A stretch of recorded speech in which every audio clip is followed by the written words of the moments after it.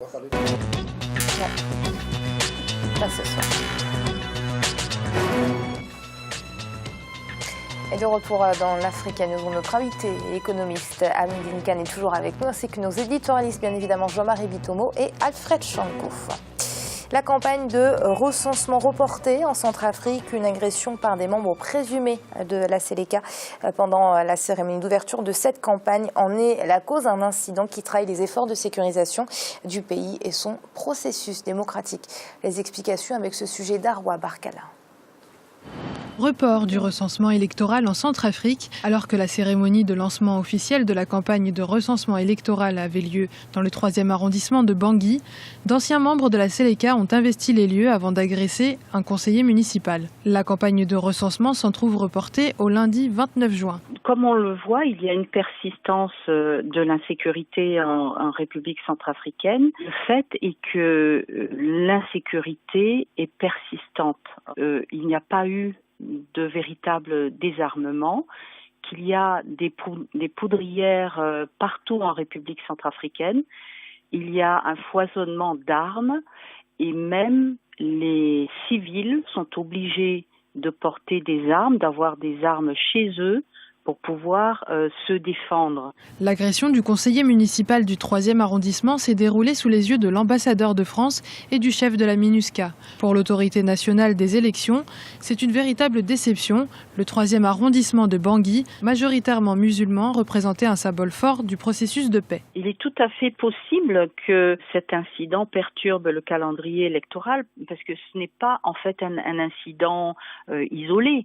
C'est un incident qui indique bien toutes les frustrations, qui indiquent bien que le calme n'est pas encore revenu, qui indiquent bien qu'il y a toujours des réclamations et toujours des groupes armés. Cet incident ne va pas être seul et isolé. Une nouvelle cérémonie est organisée ce lundi 29 juin dans le 7e arrondissement de Bangui, où habite la présidente de transition Catherine Samba Panza.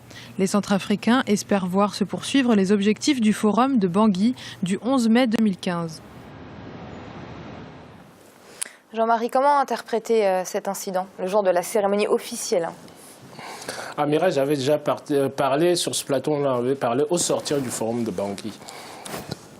Le forum de Bangui pose, si vous voulez, une architecture prochaine, si vous voulez, de la République centrafricaine pour qu'elle puisse bien fonctionner. Le problème est le suivant, c'est que, comme je le dis souvent, stratégiquement, c'est-à-dire nous ne traitons pas les problèmes comme il faut les traiter. C'est-à-dire, bon, on part, on se lance vers une voie, on ne se pose pas la question de savoir. J'avais dit en amont, tant que toutes les milices ne sont pas désarmées en République centrafricaine, on pourra vous tenir autant de forats que vous voulez. On pourrait prendre autant de décisions que vous voulez. Tant que la communauté internationale ne prend pas la décision de pouvoir d'abord sécuriser tout le pays, de désarmer tous les mouvements qui y a à l'intérieur, tout ce qui pourra se passer là, si vous voulez, ce serait tout simplement des épiphénomènes. C'est-à-dire, bon, on croira à un certain moment que la situation s'est stabilisée et par la suite, ça va reprendre ailleurs. Tant qu'on ne procède pas à un désarmement généralisé de la RCA, il n'est pas possible, si vous voulez, qu'on puisse procéder parce que vous aurez toujours des groupes qui viendront pour pouvoir déstabiliser et arrêter le processus tel qu'il va. Parce que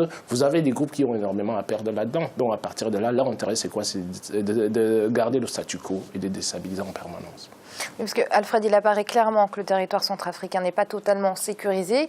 Dans un tel contexte, comment organiser des élections? Moi, je reste malgré tout optimiste, hein, Amira.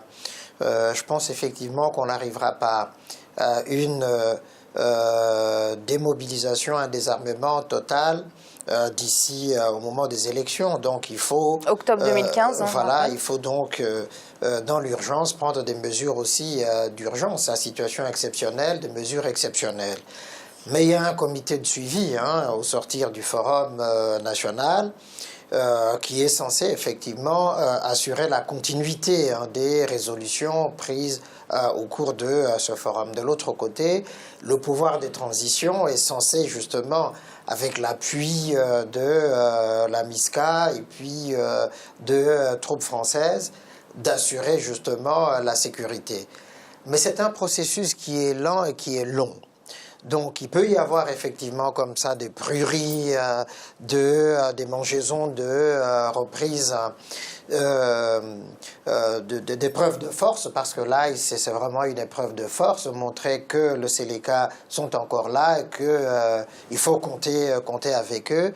Mais à terme, je pense effectivement que le processus de recensement va aller jusqu'au bout et que les Séléka vont rentrer dans les rangs. Mais il faut qu'à l'intérieur justement de ces Séléka, que les responsables s'entendent, puisqu'ils étaient partis divisés même au moment du forum. Je crois qu'il y a un peu de ça dans ce prurit de révolte. Monsieur Khan, il faut aller aux élections en octobre 2015 ? Moi, je crois qu'il faudra quand même aller aux élections. Je suis partant pour que quand une date est prise, qu'on s'engage fermement à cette date. C'était le cas du Nigeria. Je ne voulais pas qu'on recule les dates ad vitam aeternam avec Goodluck Jonathan. Pour le cas de la RCA aussi, je souhaite qu'à terme, quand même, ça veut dire qu'au mois d'octobre, qu'ils aillent aux élections. Quitte à faire des concessions. Il faudra faire des concessions, il faudra négocier. Quand on fait de la politique ou quand il y a, par exemple, des balbutiements de révolte, il faudra négocier fermement et puis donner des compromis aussi. Je crois que pour le cas d'espèce de la RCA, il peut y avoir effectivement des compromis entre la Séléka, le gouvernement transitoire et puis les anti-Balaka. Et puis il faudra, même s'il y a eu des assassinats, il faudra continuer à faire le recensement pour qu'à terme, au mois d'octobre, que les élections se passent. Ainsi, on verra plus clair et puis peut-être qu'il y aura un gouvernement d'union nationale et puis là, la constitution pourra être changée et puis il y aura d'autres modalités qui vont s'y rajouter pour avoir une RCA beaucoup plus tranquille, calme et prospère, quoi. Et à compter de ce mercredi, le mercredi 1er juillet 2015, les utilisateurs de la téléphonie en Guinée paieront un peu plus pour effectuer un appel. C'est une décision du gouvernement guinéen en commun accord avec les opérateurs téléphoniques du pays. Une augmentation de 12% va donc être appliquée pour chaque appel effectué. L'État entend ainsi récolter une somme de 900 milliards de francs guinéens, soit environ 69 milliards de francs CFA par an. La raison principale étant de combler le déficit économique creusé par l'épidémie d'Ebola sur l'économie nationale. On fait le point tout de suite avec Emmanuel Milimono. Les consommateurs de la téléphonie en Guinée devront payer plus cher à partir du 1er juillet 2015 pour émettre un appel. Une nouvelle loi promulguée depuis le 20 mars dernier institue la taxe sur l'appel téléphonique à 1 franc guinéen par seconde. De ce fait, l'appel local sur un même réseau qui était en moyenne facturé à 420 francs guinéens la minute passe à 480 francs guinéens, soit une augmentation de 12%. Il en sera de même pour tous les appels vers un autre opérateur ainsi que les appels internationaux.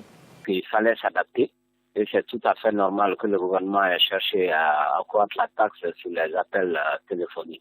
Il fallait qu'on adopte les mêmes politiques que dans les autres pays de notre sous-région, c'est-à-dire commencer à taxer cette nouvelle économie numérique qui va être la base de toute l'économie dans les années futures. Un arrêté conjoint du 8 juin 2015 signé du ministre du Budget et de celui des Télécommunications stipule que la nouvelle taxe s'applique aux appels téléphoniques fixes et mobiles, aux interconnexions et au roaming. Pour le gouvernement, cette nouvelle taxe générera une manne financière estimée à près de 900 milliards de francs guinéens, soit environ 69 milliards de francs CFA par an.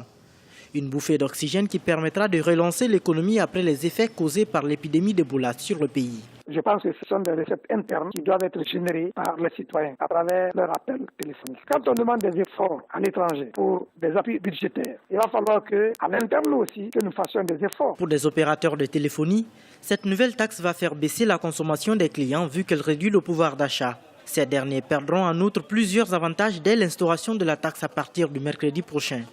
Il s'agit notamment de bonus de crédit d'appel, les numéros flottes et surtout les numéros verts spéciaux comme ceux de la police, des pompiers, de la gendarmerie ou encore des numéros d'alerte Ebola.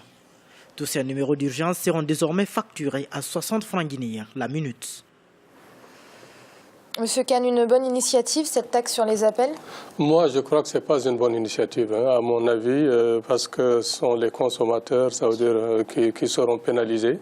Et les Guinéens, déjà, ont un pouvoir d'achat très faible. Malgré ce qu'on venait de dire, là, c'est un scandale géologique aussi, la Guinée. Elle est très riche, mais la pauvreté est galopante en Guinée. Et je ne sais pas si vous avez déjà été dans ce pays, mais on voit la misère un peu partout.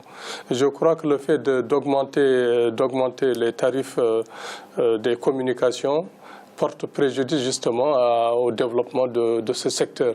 Il fallait justement laisser soit les prix ou bien d'ailleurs les baisser parce qu'en Guinée, les prix sont très élevés par rapport au reste du continent. Donc moi je crois que l'initiative est mauvaise. Il fallait que l'État cherche d'autres points où soutirer de l'argent pour essayer de combler le déficit qu'ils ont eu pendant la période Ebola. Alors Jean-Marie, très rapidement, parce que les pays du fleuve Mano se sont réunis, ils ont appelé la communauté internationale à plus d'aide, parce qu'on le sait, il y a des promesses de dons qui ne sont toujours pas parvenues aux pays touchés. Mais rapidement, Jean-Marie, revenir sur le sujet, cette initiative taxer les appels, qu'en pensez-vous ? Je suis un peu, si vous voulez, mon point de vue est similaire à celui de M. Khan, tout simplement. Pourquoi? Parce que quand on prend des mesures économiques chez nous en Afrique, on oublie les répercussions. L'économie, c'est sectoriel. Donc, c'est-à-dire, quand vous posez un acte, on oublie les interrelations sectorielles et les répercussions qu'on peut avoir entre les différents secteurs. Quand on prend une mesure, on la met en place. Déjà, il a souligné notre invité, c'est-à-dire ce qui pouvait se passer là-dessus. Ça voudrait dire qu'on baisse au pouvoir d'achat des individus.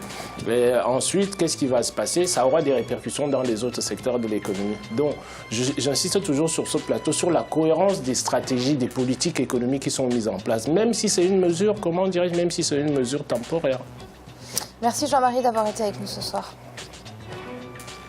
Merci Amira et bonne soirée. Merci Alfred, pas le temps de vous interroger pour le dernier sujet, désolé.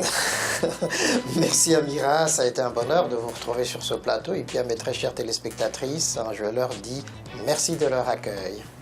Et merci à vous, Monsieur Khan. Je rappelle que vous êtes économiste. Merci d'avoir été avec nous. Merci Amira, merci Africa 24. C'est donc la fin de cette émission, vous l'aurez compris, mais l'Africa Newsroom, ce n'est pas fini puisqu'on se retrouve demain avec un dossier du jour consacré au fer. À très vite.